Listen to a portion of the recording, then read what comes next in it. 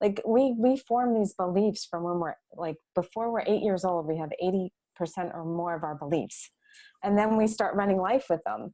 And that, and think about it, when you're 8 years old, you don't have the frontal cortex developed. So you like, the beliefs don't make any sense, but they don't live like beliefs to us. They live like our truths. Hi, I'm Deirdre Breckenridge. I've spent my entire career helping women to get unstuck, to share their stories, nurture relationships, and to grow their brands. But most of all, to find their voices so they can make a difference. Women Worldwide features the stories of passionate women and the ups and downs of their journeys. With deep insight and advice, let Women Worldwide ignite your passion so you can excel in life. Hi, everyone. Welcome to another episode of Women Worldwide.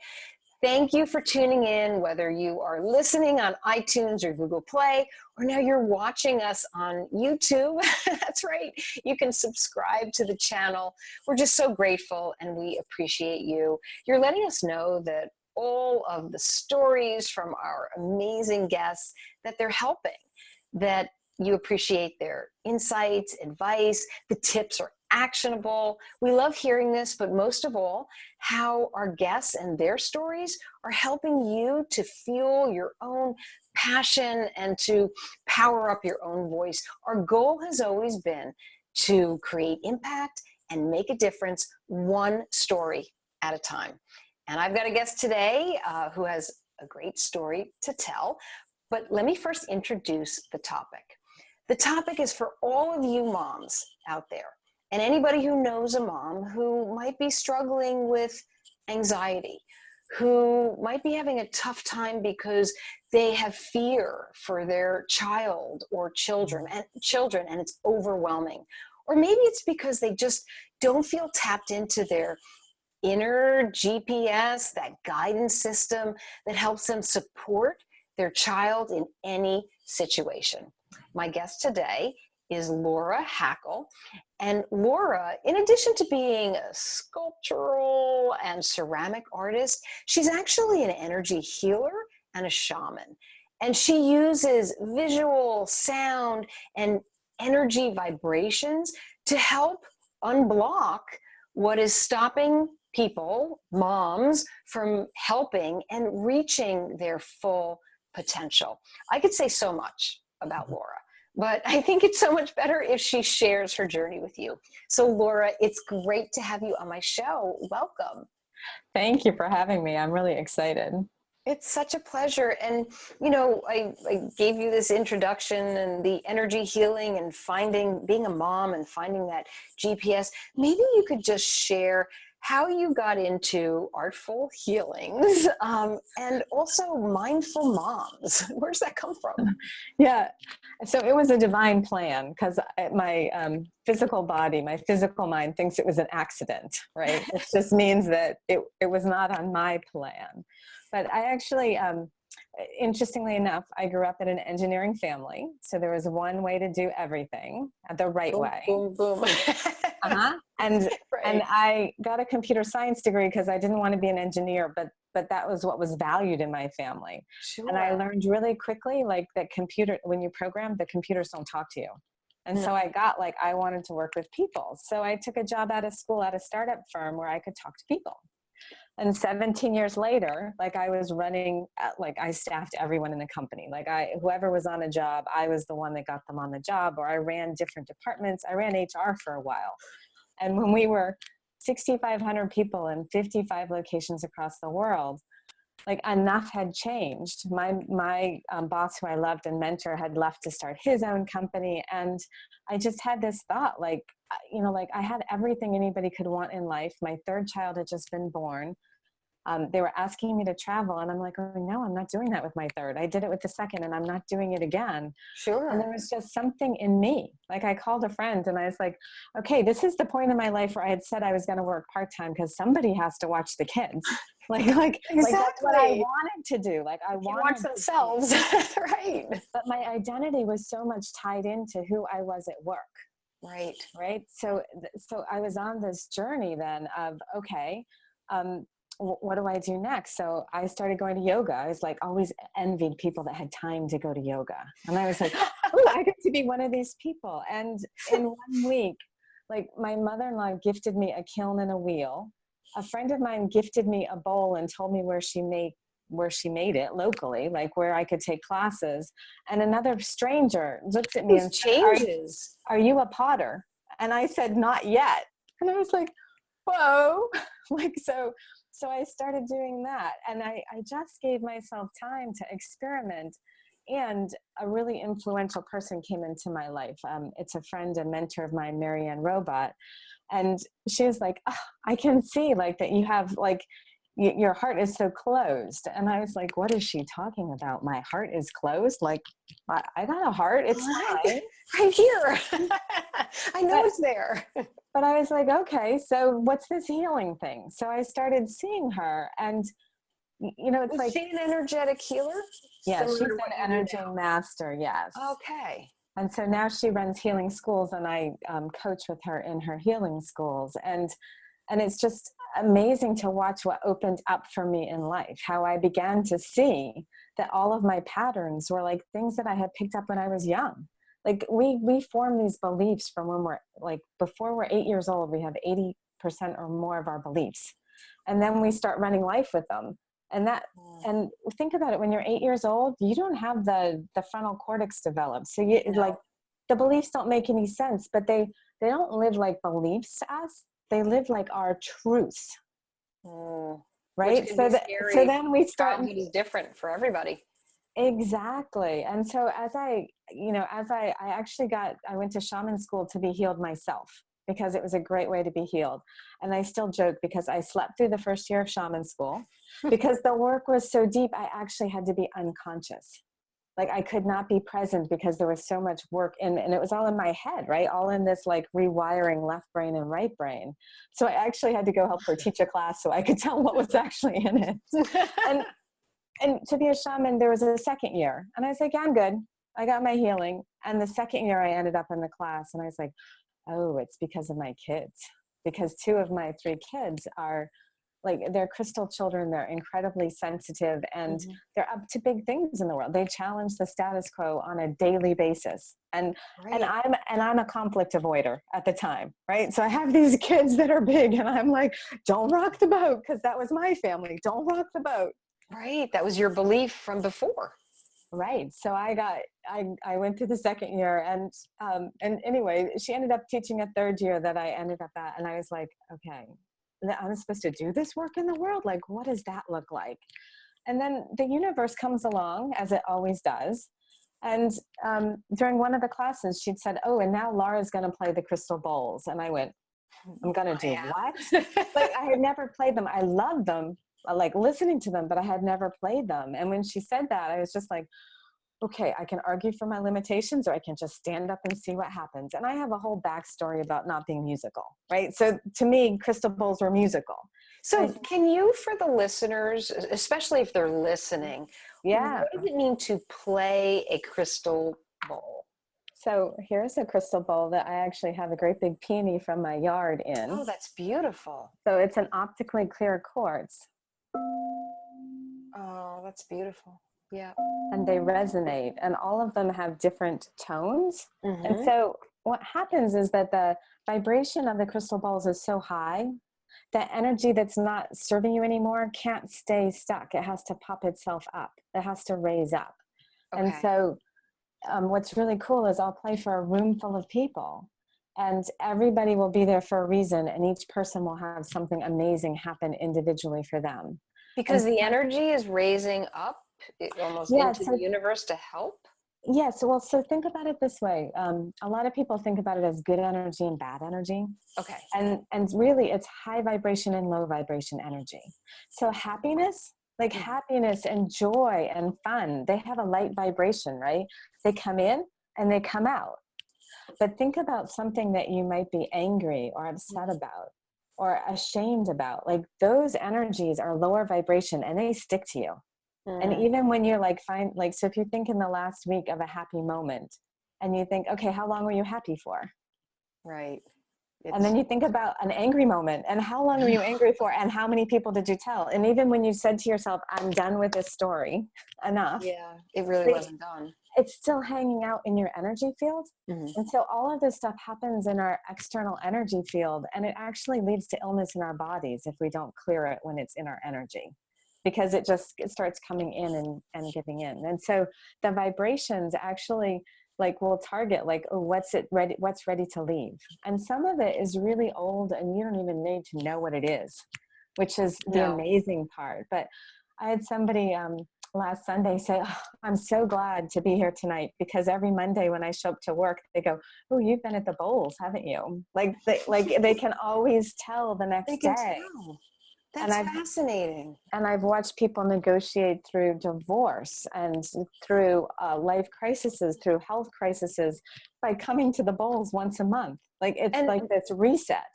So these are physical classes that you're holding in your area.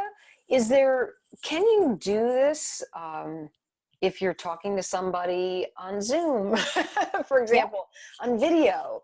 You don't have to be in person. No, because the energy isn't local. So it travels, it's not confined by time and space.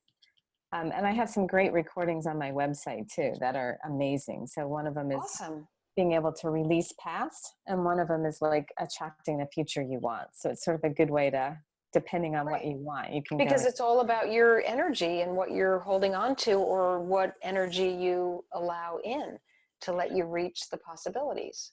Right. So I played the bowls in this training class, and then the next Sunday I walk into my yoga studio and the owner says, we're doing Sunday night wellness events and I'm looking for workshops. Do you know of anything? Like, we have some meditation and this. And I was like, I think I can play the bowls. Like, I think I can figure out how to get them here. And 25 people showed up and I was like, oh, now what? Right. Like, but it's been just a fabulous journey. And so that gave me permission to be like, okay, that was my thing for a while.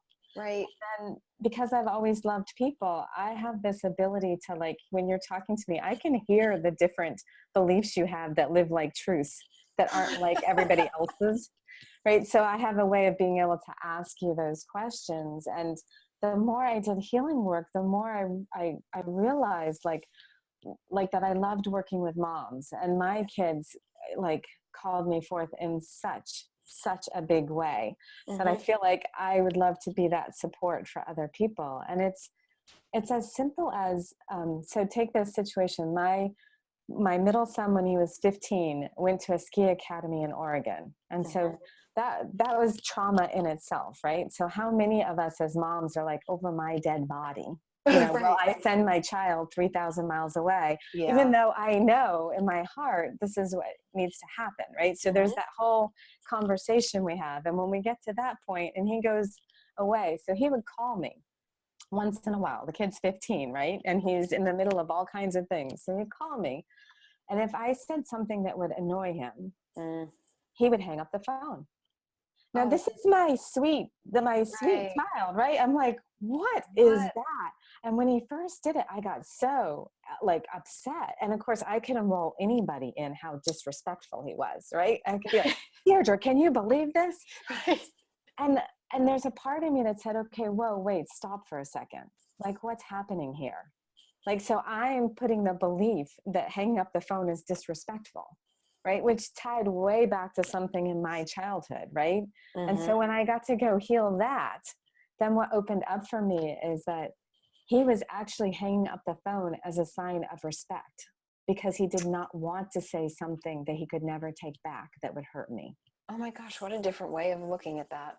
Right. So he would hang up the phone, and then 10 minutes, 10 days, like whenever he could later, he'd be like, sorry. Like, so, but it was just flipping. Like that was his way of showing respect for me. Because once you say it, you can't take it back. Right. But how many of us get caught in that they're disrespecting me? Right. And don't ever get to the, like, what else is going on. And so that whole idea of being a mindful mom is knowing that inside of you, you have a knowing of what your child needs. And it might be covered in a whole bunch of stuff that has to be peeled away. but that you're willing to take the steps for you to really separate what's yours and what's theirs. Because Right. I also can't tell you how many moms come to me and they want their kids to clean up their rooms, right? And then they make their kids clean up the rooms, and then the kids are mad. And they're upset that the kids are mad. And I'm sort of like, of course they're mad. They don't want to clean up their room. Right. But why, but what does it mean to you that they're mad? Right? Because they're not approving of you, right? Like, so now you're like, oh, so who, like, so where else in life are you looking for that approval? Because can it just not be enough that they cleaned up their room and they didn't like it? Okay. Right. Okay. Okay. Next. Right. But no, if you internalize it, then you're creating more of the negative energy that's just going to play out in that relationship. But it's a lot easier when I'm talking about it with you, Laura. Absolutely. Right. If I think back, I mean, all of our kids are grown, they're adults, they're in their 20s. But if I think back to those days of the rooms, the mess, I could see how, yeah, we can get them to clean it, but they're going to be pissed off. And then we're not going to like that. Yeah, so I have a great story about, I used to get so triggered by my two older boys leaving their socks on the floor and their video equipment. Like, they used the living room as the gaming central. That must be a thing, socks on the floor and video equipment. It would drive me nuts. And it had all of my power. Like, I would try yelling at them and that didn't work. And I hate yelling. So like all of these things I tried didn't work. Nope. And one day I was like, okay, so what does it mean to me? Like, it's not the socks on the floor that are causing you to suffer. It's what you think it means that the socks are on the floor. Right? And so, exactly. And for me, it meant that I didn't matter. Like, there was a thing of respect, but there was I didn't matter. And I was like, holy crap, I have spent my life proving that I matter. Like, my whole career was proving that I mattered because I didn't think I did. And yeah. It could be the farthest thing from the child's mind or anybody else's mind. It could just be, I don't feel like picking up my socks. I'll do it later. I'm definitely going to do it later, but I'm not going to do it now. Right. And when I figured that out, so what I did is I just said to them, okay, when I get up in the morning, if your socks and your video equipment are out, the video equipment is mine for 24 hours. And if you want it back, you have to do a chore to earn it back. And by the end of that week, I didn't have that problem anymore because I took my power back as the mom, right? Like, I was giving them my power to make me crazy over socks on the floor. Like, it doesn't have to be complex. And then the big stuff just makes you go, oh boy. Like, there's always. Oh my goodness. So a lot of the healing you've applied to yourself in a sense. In order, Laura, that makes complete sense. In order to be a mindful, to help other moms be mindful, you truly have to be a mindful mom. Right. And so when your 15-year-old calls, when your 15-year-old's coach calls you because he's had an accident and his face is cut and he's in ski patrol, and you're like, okay. And then ski patrol calls you and says it's so bad they're sending him an ambulance ride 3 hours away to Vancouver because it requires surgery. You go, okay. And then the hospital calls you and they say, do we have permission to use some, like, whatever those things are called, veins in his feet, because we might need to put them in his face. And your husband is saying, send me pictures. And I'm going, oh, do not send me a photo. No. And he's in Canada and you're nowhere near him. Like, and I'm without a passport in Georgia. So I'm like, okay, I figured it out. I can be there by the time you get out of surgery. And he's like, yeah, Mom. He's like, they're gonna put me through surgery, and then they're gonna put me on the couch in the house for a couple of days. Can you figure out when I'm gonna be back on campus, and can you come spend the week with me? Because that's when I'm gonna need your help. And it's like that. It's that thing that I know this is his life, and that if I have him stop doing what he loves, I'm pulling the soul right out of him, and I can't bear to do that. No. But I have to have a process for going through and handling what I have to handle to be able to show up for him in a way that's supporting him and not being like, yeah, well, if you stop skiing, then this would never happen. Right. And to just keep watching him take that next step out in the world and just keep turning it over to the higher power and saying, all right, if this is your plan, like, protect him. Like, I literally wrap that kid in angels every day. I'm like, okay, keep him up in the air for as long as he needs to be. Exactly. I mean, Laura, it just sounds like you really have let go a lot of those beliefs which we all need to think about and look at and move through, because that's the energy block. And you can't give your own good energy to your child, right? You can't turn on the internal system for the support if you yourself are blocked. Right. And our relationship with our kids, like society, we think about it as it's our job to teach our kids. But we often forget that they chose us. And there's something that they have to teach us. So are we open to what they're teaching us? Right? Because I could stand for my kids in a way I could never stand for me. Right. But it was like the first step of standing for me was standing for them. And then standing for me. So it's like really when you're aware that, okay, I'm learning something from them, and you get curious. Okay, what are they here to teach me? That's where it is, because we're not here, like our lives are not here to be perfect, right? Like we're here to have a human experience and to experience a whole bunch of things. And then we get to choose, right? Because it's like we don't get to choose what happens to us, but we get to choose how we react to what happens to us. That's a great point. Laura, I'm going to ask you to hold your thoughts just for a moment. We're going to shift our focus to the sponsor of today's episode, which is Routledge Publishing. And I don't know if you know Routledge Publishing, but they're one of the leading publishers in the world of textbooks, academic books, and journals. And they are the publisher of my book, which is Answers for Modern Communicators. And Laura, this book is 150 questions that I've answered to help modern communicators today. And I've had friends in the book answer some things. I thought it would be really fun if I asked you a question. And you just said something that's really interesting, because you said something about can't be perfect. The question that I have for you to answer, let me get to it, hold on. Question 47, why can't your relationships be perfect? I love that question.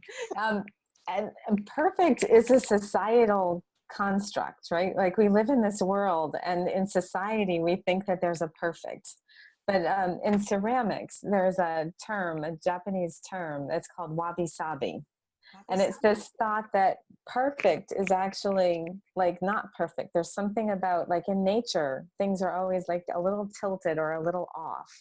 And it applies to our lives. Like we're here to have these experiences.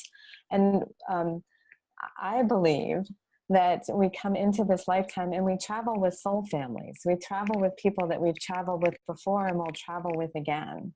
And we have these agreements that they're going to do something for us. You know, like I'm sure the agreement with my husband is, you know, for him to be able to, you know, he can stand in whatever he wants, whatever he wants, right? So that's the thing that I get to pick up from him, is standing in my own voice.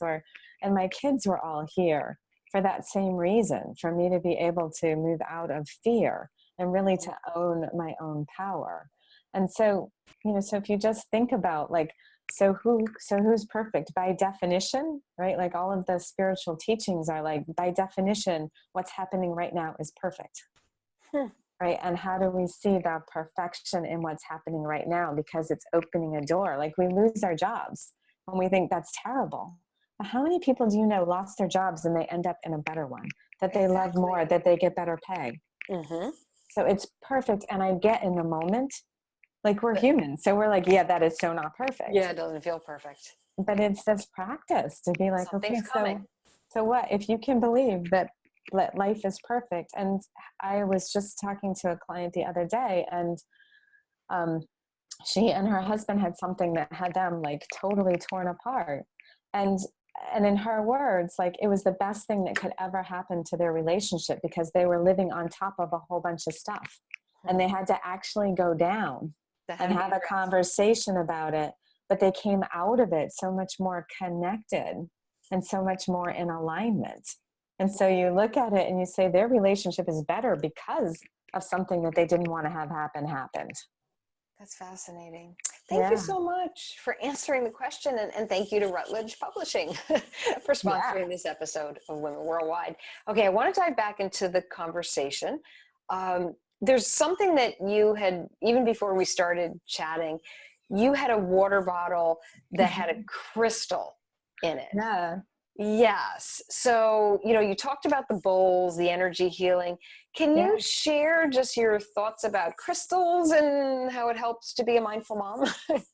Yeah. So, so first of all, as moms, right, how many of us are all about giving everything we have to everybody everywhere else, right? Yes, We have spreading all of, ourselves a little thin. yeah, exactly. And we feel like to be a good mom, we have to be in the PTA and we have to do this and we have to do that. And maybe we're working full time and blah, blah, blah. So there are all of these things going on. And, crystals are these amazing things because they get to sit in a Mother Earth, or as the Peruvians call her, Pachamama. And so Mother Earth is this generous and kind and nurturing energy, right? So crystals are formed out of pressure and a lot of time in the earth. So they come out at this vibrating level that's very, very high. And and so when you use them, like some people, there's all kinds of research, right? You can say, oh, well, citrine is really good in your abundance corner, or it helps bring abundance. And, so you can look at it from the head space, or you can actually just like walk into a crystal store and just be like, okay, which one calls to you? And then look at it and then figure out what's it for. So I saw this as a water bottle, and I've seen them with like crystals on the bottom, but they're not in the water. And what I liked about this one is the crystal's actually in the water. So the water is sitting in it. And I can put my water in the sun. At night, I leave my water for the moonlight, right? And so it turns out that I picked a crystal called a fluorite. And wouldn't you know that fluorite takes the energies in your physical system that don't serve you and it washes them out. So it's perfect to have be in a water bottle, right? Because it's Washing perfect for you that. out. Mm-hmm. And you also so a rose quartz in a water bottle is great because a rose quartz is about infinite love and peace. So for those of us that need to remind ourselves, like, oh, if I take care of myself first, I'll have 10 times more to give to everyone else.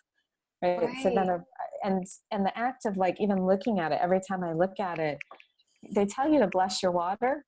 And I can't be in that habit when I'm drinking out of a plastic water bottle. Like I just don't. But when I'm drinking out of this water bottle, it's sort of like I respect the crystal. Sure. And so I'm showing gratitude that it's working for me at whatever level. And so, so the crystals are so much fun. This is one that I brought in the room for the interview. Yeah, it's a clear quartz crystal. So it magnifies your intention. So it's really fitting that as we're talking about moms, right, to magnify that intention out in the world. And this is one of my favorite babies. Like you can see it's as big as my head, right? Gorgeous. How heavy is that? It's probably about 5 pounds. Holy cow. What is it? It's so it's pretty. It's a rose quartz. Oh, it's gorgeous. Yeah. So they're, so sparkly. Exactly. I got that one in Colorado. They sell these big chunks of them at Estes Park, like everywhere you go. So you mentioned, are there are crystal stores? You can go to a crystal store and just walk in and be like, which one is vibrating and kind of calling me? Yeah, a lot of new age bookstores have crystals with them. The crystals everywhere, and you're finding them more and more all over. Yeah. And when I play the crystal bowls, I bring like a flat of crystals, and there may be 30 different kinds in there, and people will pick which ones, and then I can share with them what that one means, right? Because they'll always say, well, I need one for anxiety. And I'm like, just close your eyes and trust. Like, which ones do you need? Because even though they're crystals for anxiety, it's not all equal. Like what's your anxiety caused by, right? So there'll be different crystals that will support that. Oh, that's really neat. Once you select your crystals, is there anything that you need to do, or can you just place them on your desk, or maybe they're in your bedroom? You mentioned something about being on the window, the moonlight, the sunlight. So I keep malachite on my desk, and I don't know if you can see it has all of these. Green?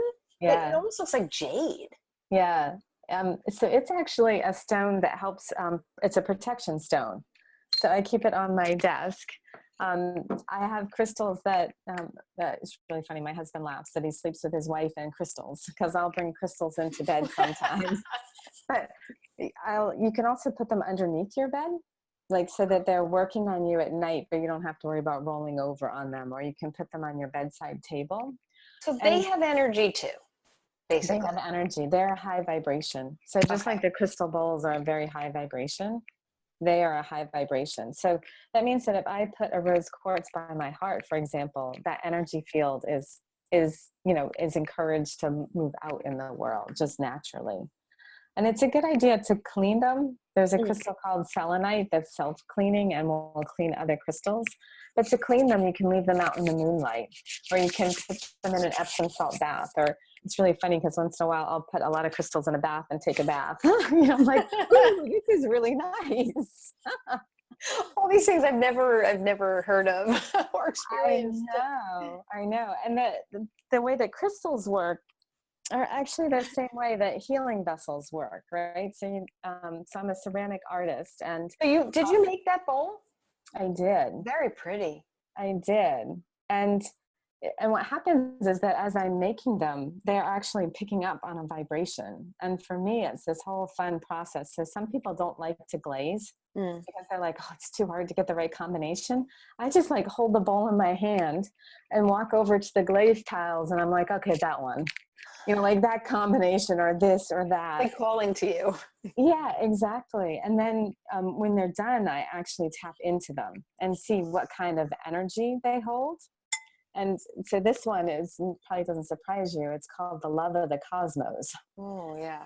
And so like if you have this in your environment, like it's sending that energy, that high frequency out everywhere. And so you don't have to do anything to make that happen. It's not like you have to play your ceramic bowl. It just naturally happens. It just happens. And so you can eat out of them. They're dishwasher safe, a whole bunch of other things, but they're really just there to support, whatever your intentions are. So does that mean that any ceramic bowl, so I remember, we spent summers in Rhode Island, and there would be this beautiful craft store that had the most gorgeous ceramic bowls with patterns similar, different. Would that bowl represent something that could have that high vibration if I put it in my kitchen, if I put some fruit in it? Is it any ceramic bowl, or does it have to be created in a special way? Well, I do believe that ceramic bowls have a higher vibration than the ones that you buy in the store in sets, right? Because they're made by hand and with love. And then these bowls have an especially high vibration because of who I am in the world, right? Because of what my training is, right? So that from the first year that I fell asleep in healing school, right? Like I've been in school for probably 10 or 12 years because it's a constantly evolving and growing. And so it's being able to harness and channel that energy with the intention for healing. Right? Like that's why I create them. And for me, it's my fun. Like it's the play that I do. I get to go in and be, oh, well, what happens if I do this and this and this? And oftentimes it's not what I expect, and it's always just perfect. Right. Is it hard to get to setting? And so when you have a mom who wants to be more mindful, I don't know if you can answer this, but how long does it actually take so that you can move through whatever negative energy is holding you back to be able to set new intentions and to move forward in the way that, with all these possibilities? Is that a long process? So the cool thing about it is that it starts right away, right? So from the first time that I talk to somebody in the first session, there's always something that shifts and changes for them. And then it's like, okay, the way life works, right, is that when we get to this first step, like we go, oh, we're on the first step, excellent. And then life presents the second step, and we're like, oh boy. All right, now we get to the second step, and we're like, great. And now the third step. And so it's this process. But what I find usually is that if somebody is like, okay, like I'm really ready to embrace something different, like I'm ready to have more in my life, that it is a 6 months to a year process depending on who they are. And it's not that there's not value right away, but it's this constantly being able to go back. And then what you find when you're actually it's just like I said, I've been doing in the energy work and doing the energy work for over a dozen years, because you're like, well, why wouldn't I do it? Like, it's so effective. Why wouldn't I, be able to live my life? And in the beginning, actually, a lot of times the movement is actually really much more visible because they're big things that are shifting, right? Because you have, Sure. you have things that you've brought with you. Like, I can't tell you how many moms I talk to in their childhood made up that they're responsible for everything, right? Or how many people have made up that they're not smart, or how many people have made up, that you can't rock the boat, or that they don't matter, right? Or like all of these things, like we make up when we're younger, and it's still living out in our life today. So it does. What about childhood trauma?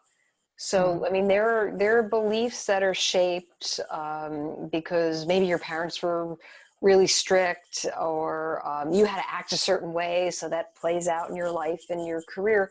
But what happens if somebody has really suffered something traumatic when they were younger? Are you experiencing that, and what's that like to work through? Yeah. So what happens is that trauma gets caught in our tissues and cells and organs.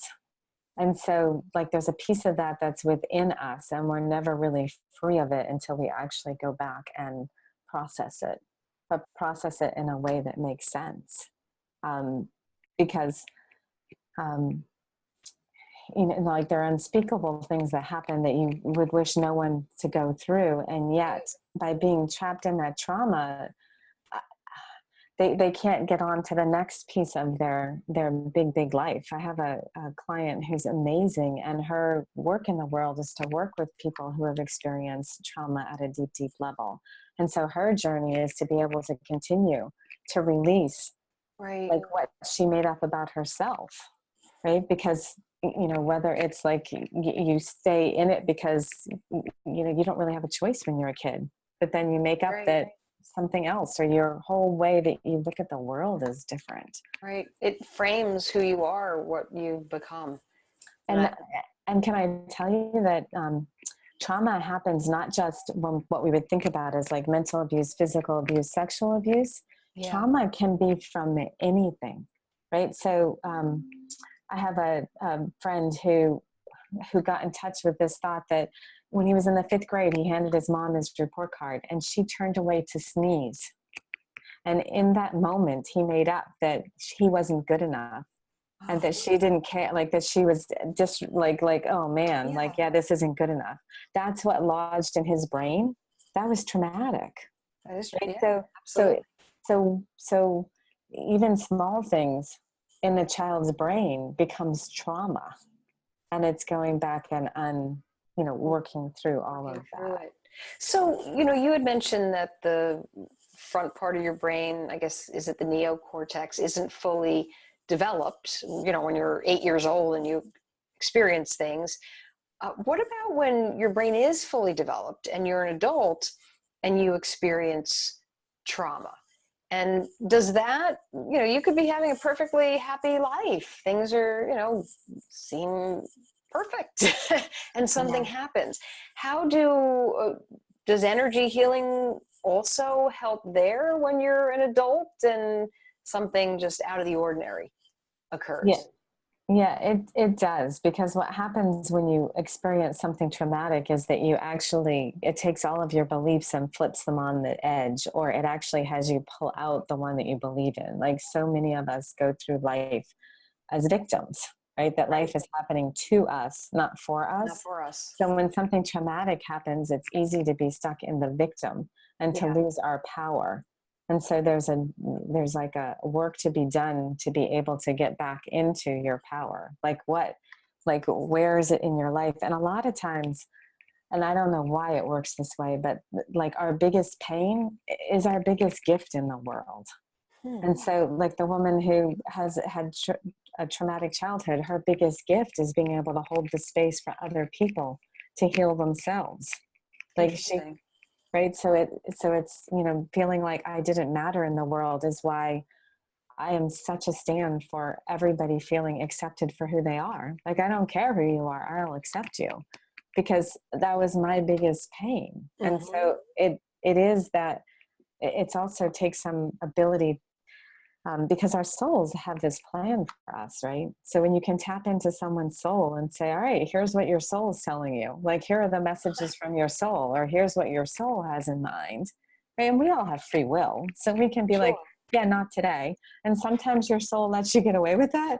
And sometimes your soul is like, like the job disappears or something else happens, because it's like, no, you need to be on this different path. Like, this is what you need to do next. So your pain can be your gift. Laura, this is all fascinating. You're not going to believe this, but we're at the end of the show where you get to give advice. Like this episode just flew by. It did. If you would maybe just give some advice to the listeners out there, wrap it up, how they can find their energy and be more mindful. Yeah. So the first thing is to really do something outside of your comfort zone, right? Like, so we all live in our comfort zone, and it's outside of our comfort zone that we begin to have some perspective.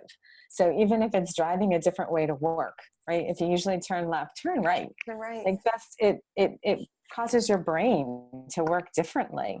And so that's like doing that, do something different.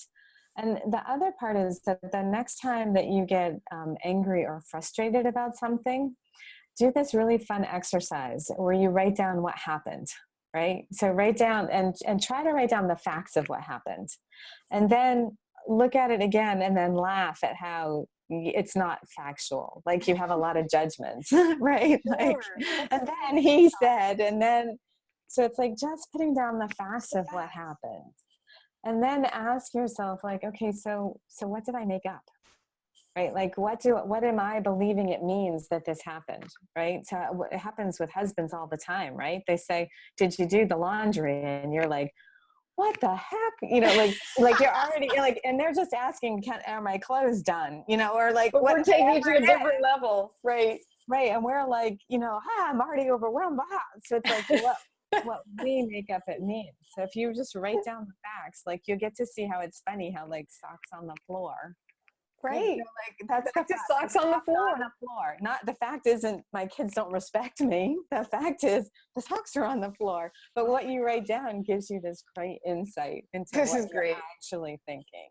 Yeah. And then, I always believe, find a crystal. Like, find one. And the way the intention works, if you decide that you want to find a crystal, just say to the universe, okay, send me the right crystal.